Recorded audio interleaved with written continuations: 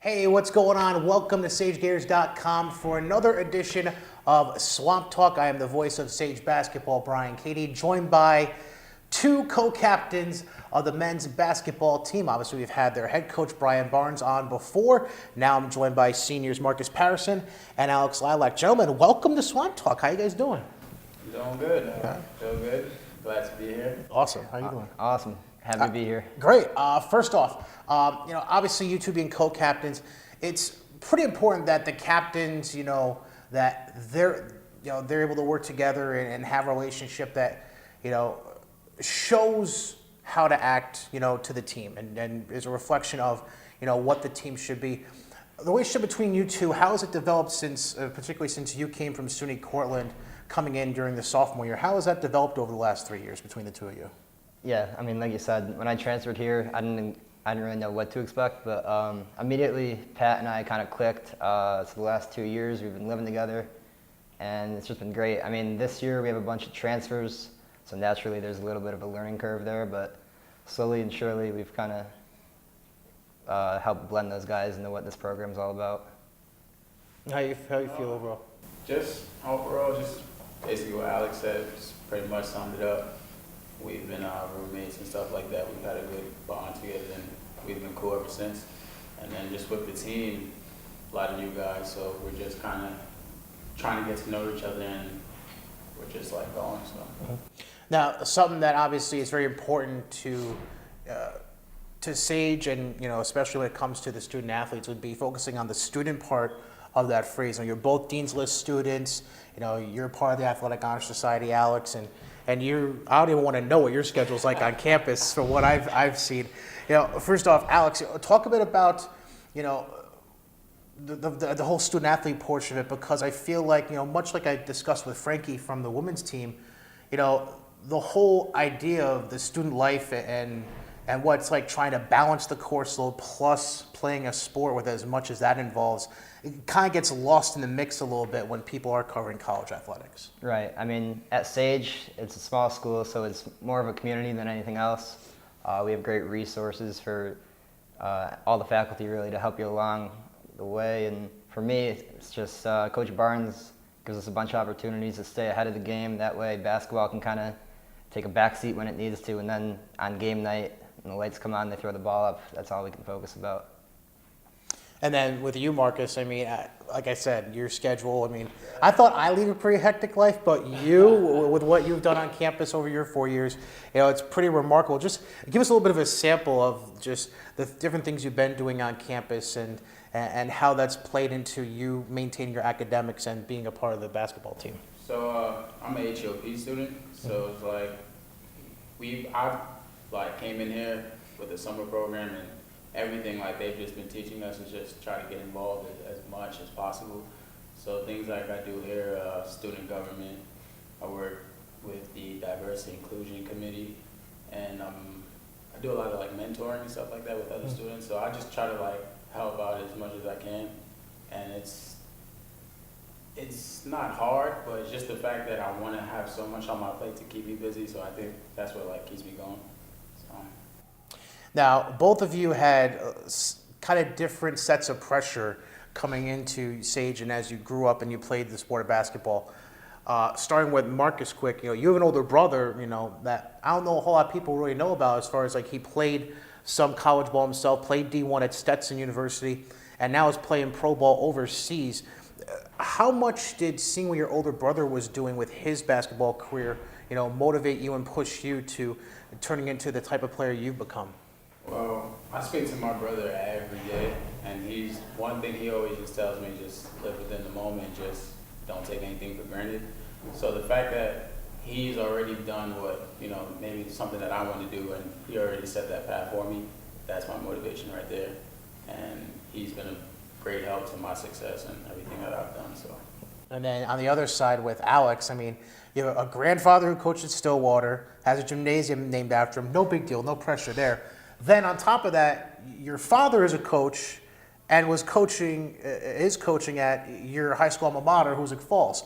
So it's enough pressure to have basketball in the family with your grandfather and all that, but then when you add your father into the equation, I mean, what was that like for you growing up in that family, in that household, as you were going through your development and as a young man in your basketball? Right. I mean, like you said, the ball was in my crib before I could walk, so they started me out young. But there's been pressure here and there, but obviously it's been more good than bad.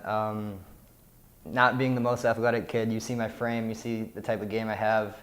I rely on my IQ a lot above all else, and just the last 16 years playing organized basketball has really helped me along with that, and I really don't think I'd be a college basketball player if I didn't have the family support that I've had.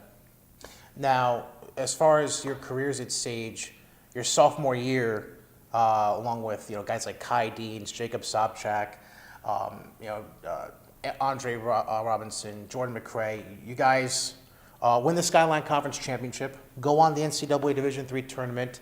Talk a little bit about that experience. I'll start with Alex first. Talk a little bit about that experience, through the season and the momentum you grew going into that Skyline Conference tournament and what it was like getting to go to the NCAAs. Oh, man. I mean, there was nothing like that season. We came into that year with clearly defined goals, and to see the way it all kind of transpired and the way we really had a lot of respect for the process that year. We were young, so it laid the foundation for what the program is now and where we want to continue to climb toward, especially this season. We know it's our last year, and we obviously want nothing more than to get back into that NCAA tournament. Yeah, and Marcus, for you, I mean, you established yourself as a guy for the future as a freshman. So coming in that sophomore year, obviously you're taking on a little more responsibility with certain guys having left. Kai is still around. Andre and Jordan and Travis Gills being here as well. But even still, you were making your mark as well. How are you feeling about that sophomore year as it went along and you won that championship? The best thing for me that season was just the leadership of all the different players that I had. So any relationship that I did have with those guys, they just always were in my head, hey, keep going, keep pushing. Don't worry about whether things were going good or bad for myself. I always had that good leadership around me. So I guess now, what I do now is turn to a player on and off the court that helped me throughout the way. So. Yeah, you mentioned the different players and their leadership that year. That leads me to a question for the both of you as well. When you look back at your time here at Sage, obviously, certain guys will have an impact on you as you go through, whether it be coaches, players, whoever, that have made you co-captains of this team this year.